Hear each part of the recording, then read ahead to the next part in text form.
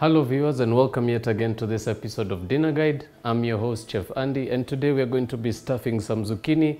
We're also going to be pan frying some chicken, mixing up with some other ingredients to make a very simple and palatable option for your dinner. Now we're going to start off by introducing the ingredients today, just to give you an idea of what to expect. Now we're going to start off from the very front with some button mushrooms. You'll need about 4 to 5 pieces.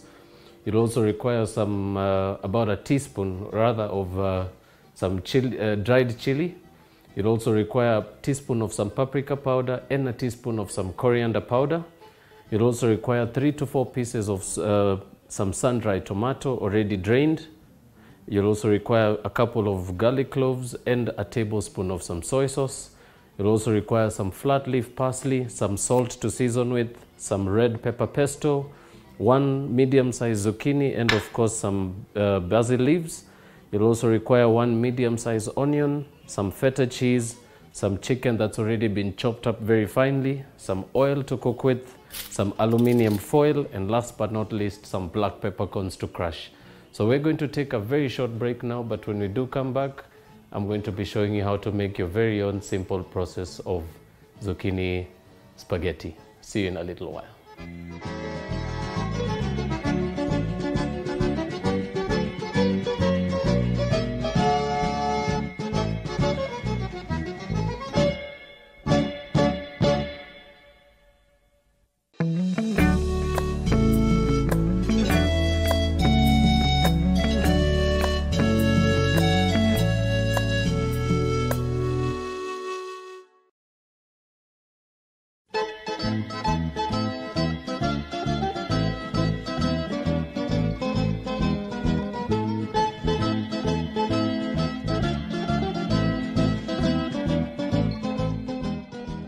Hello viewers, and welcome yet again to the show.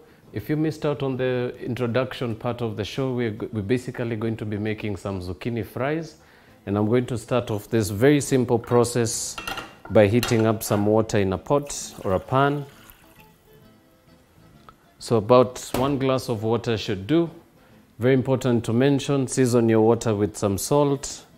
This is just to be able to give that zucchini a bit of a flavor. And you're going to proceed to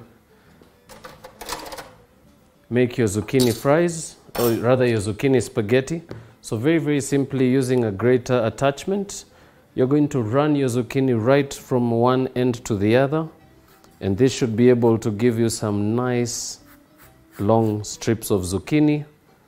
Of course, we only need the green part, so be sure to turn your zucchini continuously as you go right around.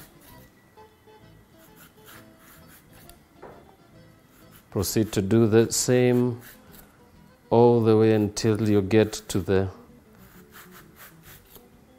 very end.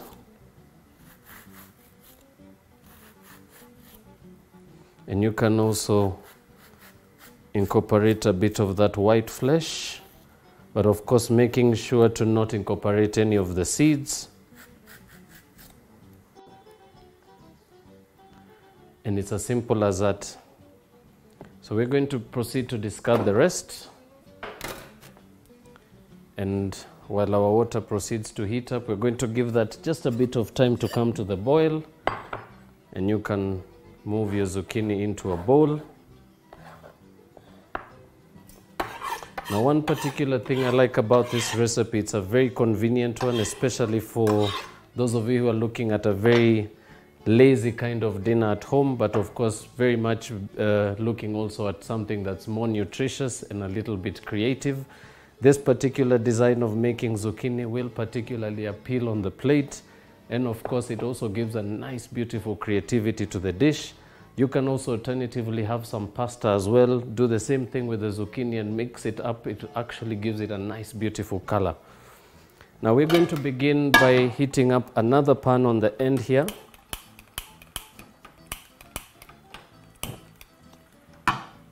And we're going to begin by making our filling for the zucchini.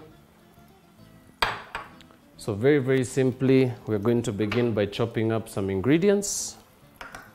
And we will start off by halving one medium-sized onion, and we're going to proceed to chop that into some very thin half-moon shapes, or julienne if you're looking for the name of the cut.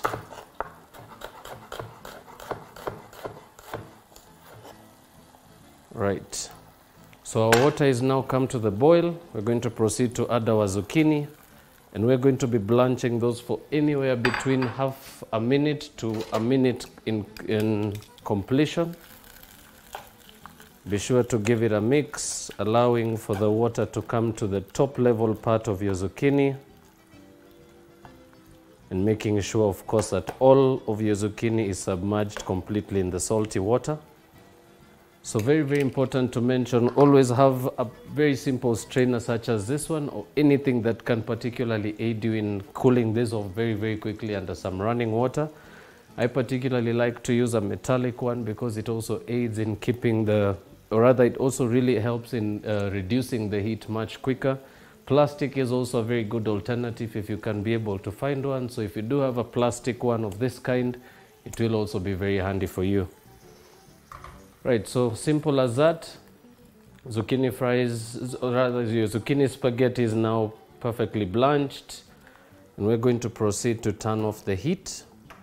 And very simply, under some cold running water in a sink, proceed to pour out your zucchini. Allow the cold water to run through it very, very briefly, allowing it to cool a little faster. You can also toss it very gently with your fingers. Of course, proceeding to do the same right up until all of your zucchini is completely cooled off.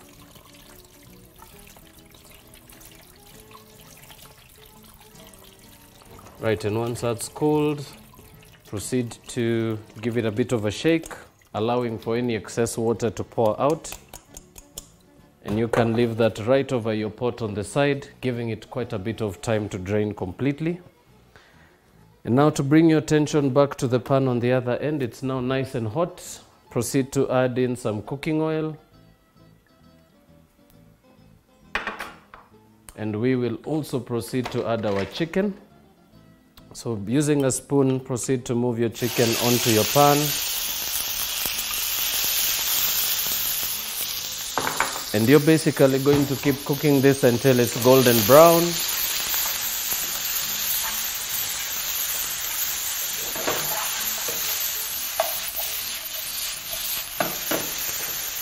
Proceed to toss in the pan and mix continuously with a spoon. This particularly aids in giving a nice, more even, more consistent color, and also aids in allowing your chicken to cook very, very evenly on all sides. Now for this recipe, I chose to work with chicken breast because it's particularly nice and tender. It's much easier to work with, but it does cost a little bit more extra. So if you are looking at cutting a bit of options as well, you can also work with some deboned legs. Also very good cuts of meat that you can substitute for this recipe. All right, as our chicken continues to seal, reconstitute your chicken back to the center of your pan. And while still cooking at high heat, allow for your chicken to proceed cooking for a little longer, right up until you get the nice, beautiful golden color. And we will proceed to finish chopping up our red onion. Slicing as thin as you possibly can. Of course, if you're not accustomed to chopping very fast, you can do it a little slower. It will also give you a nice, beautiful, consistent chop. Right, onions done. Next up, we will proceed to chop up our mushroom. So we're going to do the same thing, chopping that very, very thinly. Working with a sharp knife always makes your work a little easier as well.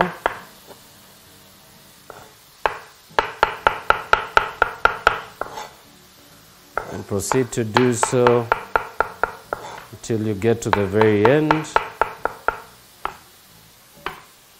Right, that's done. So we're going to check on our chicken once more. Of course, maintaining your heat level at high. And your chicken should actually start to shrink up in size very consistently from this point. This has now been cooking for anywhere between 3 and 4 minutes.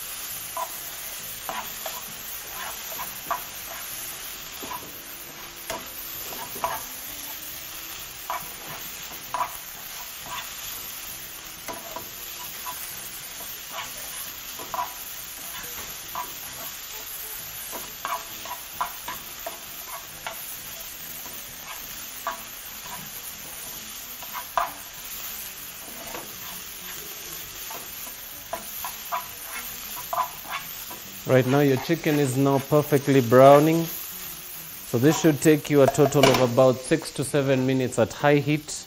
Of course, you may want to adjust your timings depending on the quantity of chicken. For this recipe, I've actually used about 180 grams of some finely chopped chicken breast. And now as we come closer to the end of this particular part of this cooking process, you can proceed now to grab a plate or a bowl of choice. And you can proceed to pour out your chicken, allowing it just some time to rest, and of course to avoid it from cooking any further.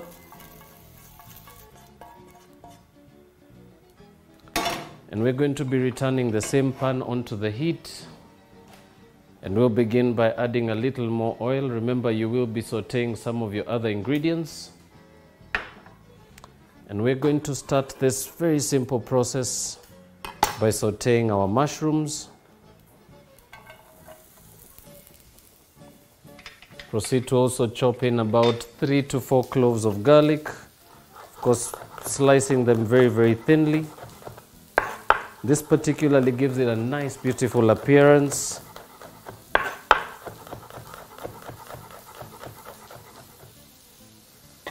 Right, so your garlic in as well. Proceed to color those on a hot pan, maintaining your heat at high for this stage. And something also to mention with this dish, also a beautiful addition of different kinds of vegetables will also impact a nice, beautiful aroma and a nice, beautiful nutrition balance. So you can also alternatively use any particular vegetables for this recipe that you personally like. But for this recipe, I chose to go with button mushrooms because they're nice and buttery. They're also a very common ingredient in this new age generation. And if you have actually been able to check out your retail stores lately, you will be able to find quite an array of mushrooms. So you can also be able to find a bit more in your retail stores. Just have a look at them. Definitely you'll be able to find one that particularly fits your taste buds. Right, so garlic is beautifully colored, golden brown in color. You can be able to see that from the cameras. Right, once that's done, we're going to remove from the pan once more, pouring it right over your chicken.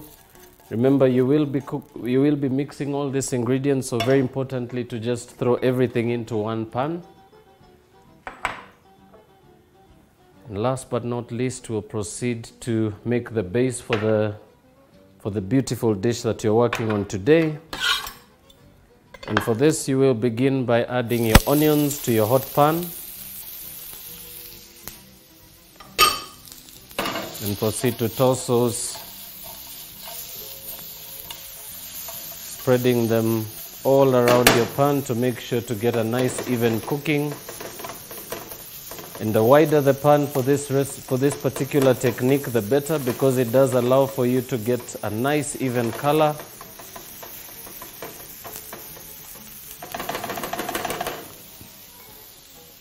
And it also gives you that beautiful advantage of coloring your ingredients. So we're going to begin to add our aromatics. So I'm just going to move those closer to my end. And to this recipe, I'll begin by adding some coriander powder and a touch of some paprika powder just to give it a bit of a kick. I'm also going to add a small pinch of some chili flakes. This is basically to uplift the flavor of the chicken. It should actually turn into quite a dry mixture by this stage. And that would call for you now to add your soy sauce. Of course, pouring it from one end and allowing it to work its way around your pan.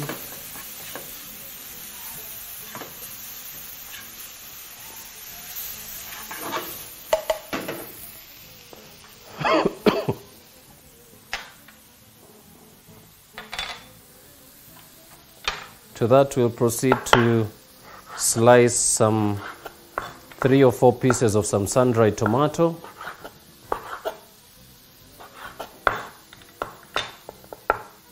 Slicing, of course, as thin as possible.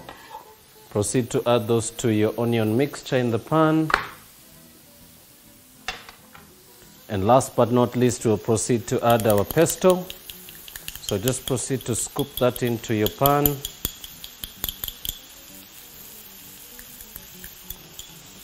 And of course, a small tip to save waste, you can rinse out the same pot very, very quickly under your sink and pour that little bit of the reserved mixture back into your pan. And all you need to do at this stage is proceed to mix through. And that little bit of water will allow for you to break up the composition of the pesto. By this stage, allowing you to incorporate the rest of your ingredients, which is the chicken and the mushrooms. Proceed to mix through once more.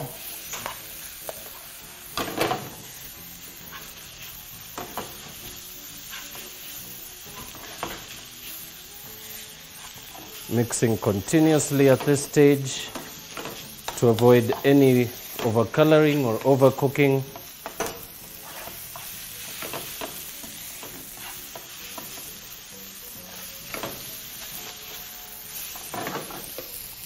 Right, as we near towards the end of the dish, you can proceed to incorporate your basil. So I'm just going to take a few of these leaves.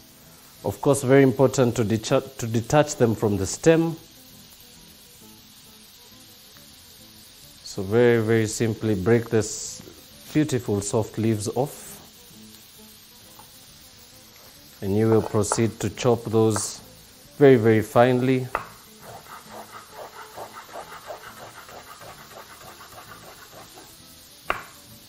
And basil particularly adds a nice, beautiful pepperiness to the dish. Also brings out the best out of the chicken, particularly a very good ingredient to incorporate your chicken with.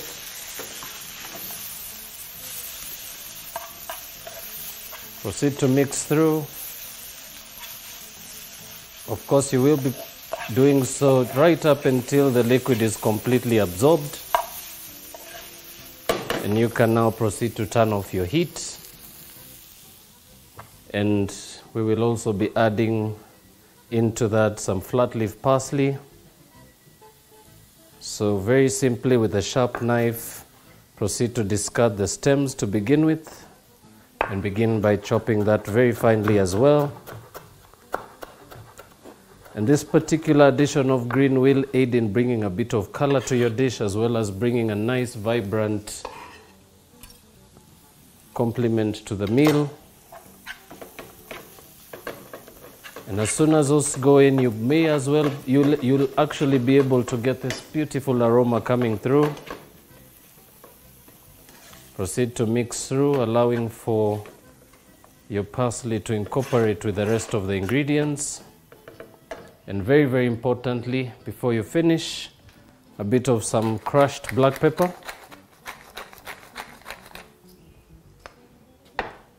And last but not least, a touch of some salt. Be sure to always be very careful with adding salt, particularly if you're working with soy. Remember, the two ingredients do have a very high salt content, particularly if used together. So if you are going to be working with soy sauce, be sure to make a balance right between the soy sauce and the salt, making sure if you're adding both of them, be sure to add at least a teaspoon for each of the two, and that should give you a nice, beautiful balance of flavor. Right, so our chicken's done. We're just going to allow that to sit on the side very, very briefly, but we will come back to it in a little while. But before we do so, I'll take this chance to allow you to refresh, take a quick break if you have to, and we'll be catching you very, very shortly with the last and final segment, where I'll be showing you how to incorporate your zucchini and take you to the last and final process of plating. So please don't touch that dial. We'll see you in a little bit.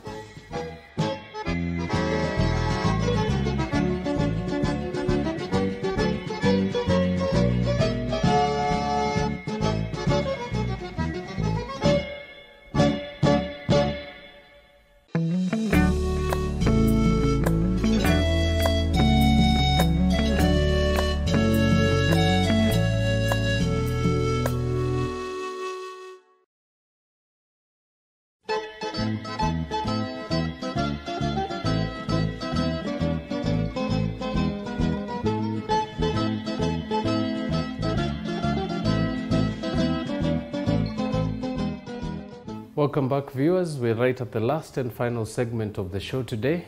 And just to wrap this up, I will take you through the very simple process of plating your zucchini spaghetti with your chicken. So this is now completely done. We're going to proceed to plate some of this on our plate.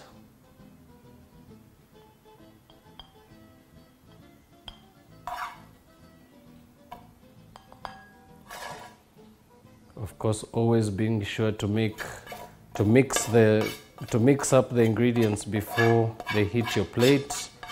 Of course, ensures for you to incorporate all of the flavors, especially those at the bottom of your pan.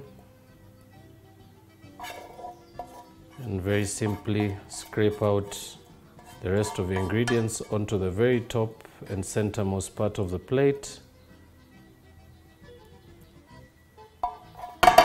And now, just to finish this off, we are going to be crumbling in some of this beautiful feta. So I'm just going to slice off a wedge.